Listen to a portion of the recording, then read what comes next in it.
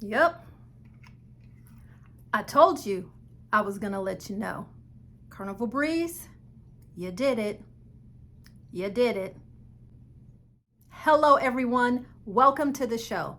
This is our recap video. I promised you back in this video about the Carnival Breeze when it just came out of dry dock that after my August cruise, I would let you know the difference pre-COVID and post-COVID. And boy, oh boy, are there so many differences.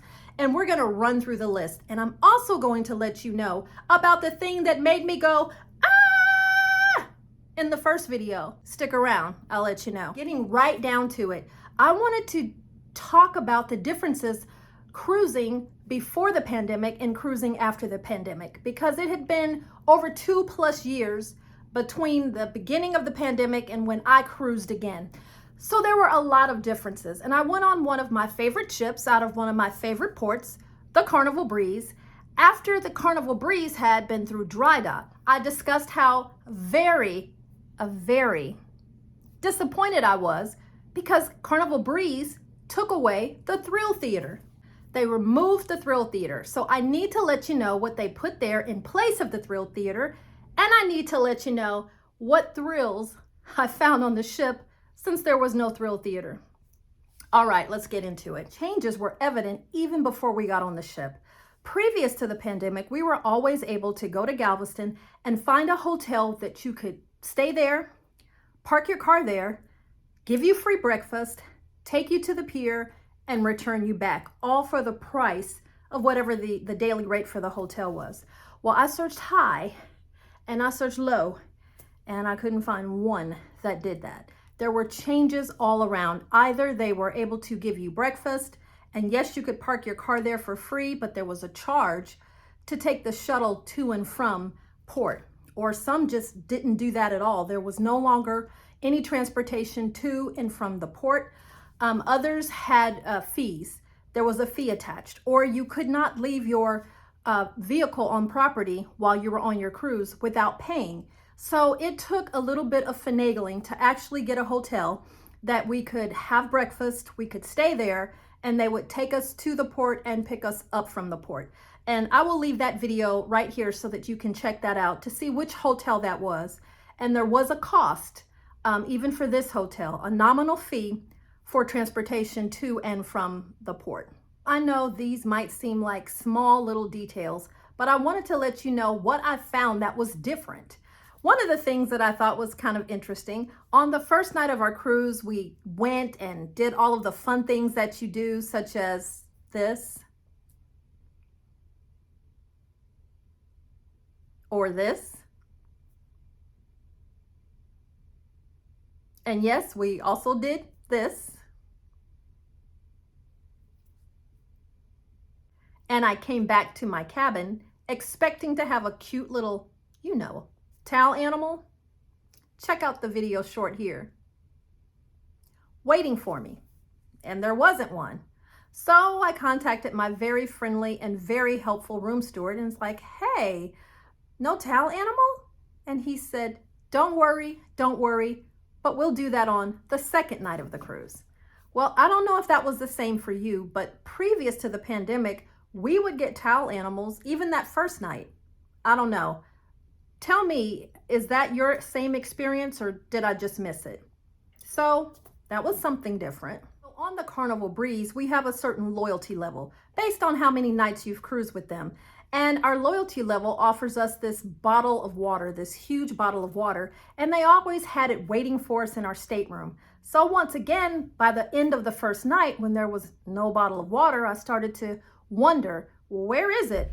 I looked and it says I still get it based on my loyalty level, so where was it?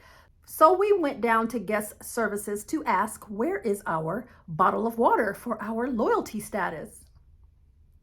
And she told us, oh yes, now you have to take your card and go to any bar on board.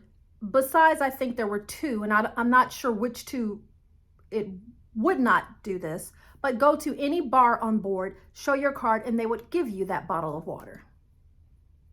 Oh, okay. Just a note, if you don't go yourself to the bar and request that water, you won't get it. I know, nothing huge, but something different. Something that kind of caught us by surprise was the fact that we definitely had to use the Carnival Hub app to make a reservation time to go in for brunch. Now for dinner, that's always been the case. Even when you sign up to go on board the ship, when you first make your reservation, they ask you, do you want early dining or late dining or whatever? And you can put that in at the time, and then that's your scheduled time to dine if you're dining in the main dining room. But this time, even for lunch, you had to go on the app and make that reservation. And then you'd have to wait until it said to you, okay, you're ready, you can come on down, and they would hold your place for you. So that was a little bit different. We didn't realize that's what you had to do, and we walked downstairs and went to go to the dining room and noticed, boy, there's a lot of people just standing around. I wonder what they're standing here for. And we walked up and they asked us, do we have our reservation time? Have they called our reservation? And we're like, what reservation? No, we just want to come in and have brunch. And they're like, no, you need to go ahead and make that reservation and schedule it, and then wait for it to tell you your time has been called. Definitely different. I definitely noticed a difference in the food on this cruise. First of all, there was no serving of lobster at any night. Now, let me preface and say this was a 5-day cruise, not a 7-day, so I was okay with that.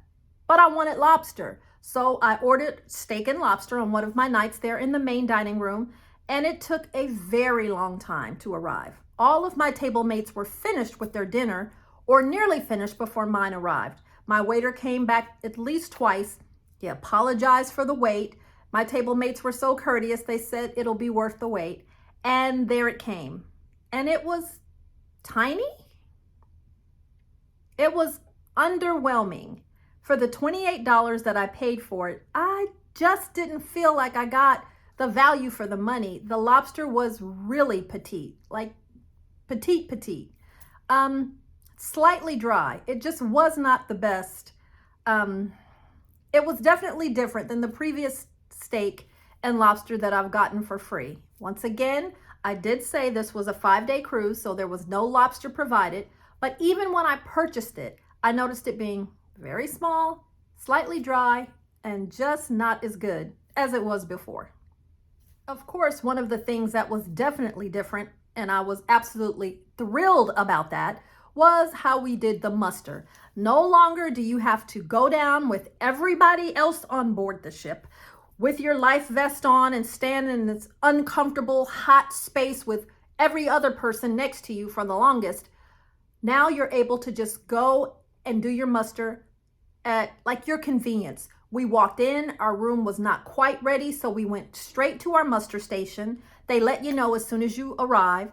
It was in the main dining room, sat down, and even as we walked in, there was someone there giving the spiel about what you do with your life vest. You listen to that. It took all of 5-6 minutes, and then you're checked off on the app that you have done your muster. That was one of the best changes ever, in my opinion, on board the ship. Tell me, what do you think about the muster? Anybody ready to go back to the previous? Yeah, that was great. Something that was different on board the Breeze, I went to go book a cruise while I was on board the cruise. A lot of times you get really good perks if you book a cruise while you're even currently on a cruise.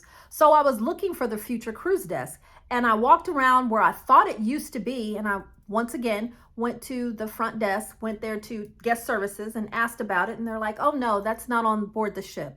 And I thought, well, wasn't it on board before? Maybe I was confused about the Breeze and the Magic or the Freedom, or I thought for sure that there was a future cruise desk on board the Breeze previous to the pandemic, or maybe previous to the dry dock. But there is no future cruise desk on board the Carnival Breeze. So I asked, well, what about if I want to purchase a cruise or put some money down on a cruise while I'm on board and get those really great perks? And I was told that as long as I booked within 30 days of getting off the ship, I would still be offered the same benefits as if I had booked on board the ship. I don't know. I did not necessarily find that to be true. Tell me, has anyone had an experience with this? Have you been able to book and still get those same really good rates and benefits, maybe perks that you would get if you booked on board? I would be really interested to know. Let me know if you would down in the comments.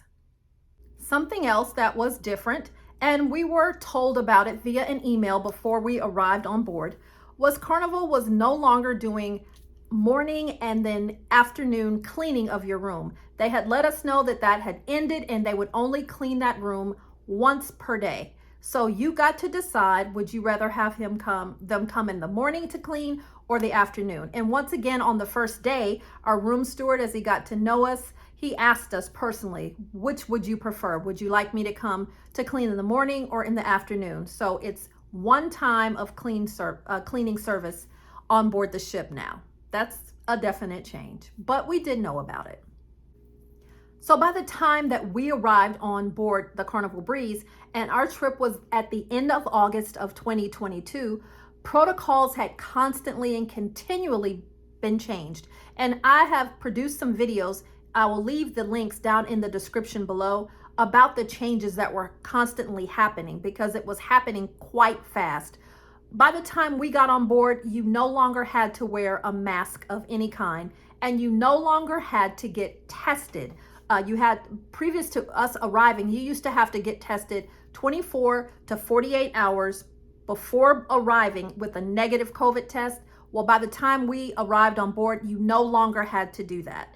We did still need to show proof of vaccination. They did still want to see that and requested that, but you did not have to test, and you did not have to wear masks. I did see people wearing masks. It was completely up to you by this point. So those are pretty much the biggest and major differences that I saw on board, save one: no more thrill theater. And I'm going to tell you what was there and what I did. But let me talk to you a little bit about some of the things that remained the same. I am a cruise enthusiast. I enjoy cruising and I plan to cruise the rest of my life. So there were things that were different, and there were also things that were a bit uncomfortable or maybe I didn't like, but nothing that would deter us from cruising. We still enjoyed the same impeccable service. The food was still wonderful and plenty of it. We still had great shows. There was still plenty of shopping and great itineraries. Time on board. There was lots of entertainment. There was still plenty to do on board, still plenty to see, and there was options galore, free as well as paid, that you could pay a premium price or an additional price for, let's say, the drink package, the internet package, specialty dining, things of that nature. That was still completely and totally available. Before I get to the change of the thrill theater and what was there, I would like to invite you to subscribe to the channel. And for all of you that have already subscribed, I thank you so much for supporting the channel. We are over 1,600 subscribers and growing quickly. Thank you so much. Also, down in the description link below, I'm going to give you a list of some of the cruise essentials. I just think that these are the things that cruisers need, and maybe some extras, some of the things that can make your life a little more easier on your cruise ship, some of the things that I just feel are completely necessary. There is a whole entire list. So if there's anything that you feel that you would need on your cruise, and we've talked about it in our other videos, some of the cruise essentials. We have a video on packing your overnight bag or your carry-on bag. We have a video of packing everything else in our different videos. So if you're curious and need to know any of the things that a cruiser needs to have on their cruise vacation, check out the videos and I'll list them down in the link. They'll be linked down in the description below. And you can take a look to make sure that you have all of your cruise essentials. And I will drop those in the description link below.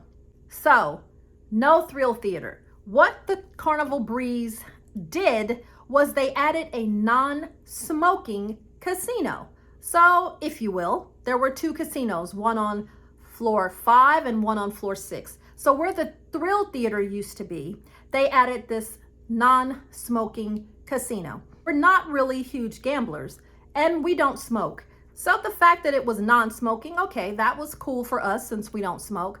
And we did go into the casino and we spent some money. And when I say some money, to some of you, you would laugh. You know, I think we maxed out at like $35. But we spent some money. We won a couple of dollars. We lost the rest. We did spend some time in the non-smoking casino. Definitely different than when we spent the money in the thrill theater. Just personally, Carnival got a lot more money out of me when there was a thrill theater there. Now, I know I'm probably in the minority of people who would prefer a thrill theater over a casino, because there were people all around me spending way more than $35 and having a great time. So that is what they put there instead of the thrill theater. It is a non-smoking casino. So that means there were, in essence, two casinos. You could go to the larger casino. The casino that did allow smoking was much, much larger. Or if you didn't want to have any of the smoke, you could come up to that casino there, which is where we stayed, and have your option to have a completely non-smoking casino available to you. So for all of you casino lovers, you got double the choices. I was still able to get the thrills that I missed from the thrill theater just by, you know, hanging out at the pool, people watching, going swimming, excursions, the shows, and the shopping. Shopping was a thrill. And it's always fun to go cruising, since that's what we really enjoy doing. All right, those are the major differences and some of the things that still remain the same on board the Carnival Breeze. If you still need any convincing about cruising, take a look at this video. I had fun giving you the updates on the Carnival Breeze, and I hope you enjoyed. Please let me know what your thoughts are about the changes aboard the Carnival Breeze. Give me some information down in the description below. I take a look at all of them. Thank you very much, Right Recipe for Travel family, and we will catch you at the next adventure.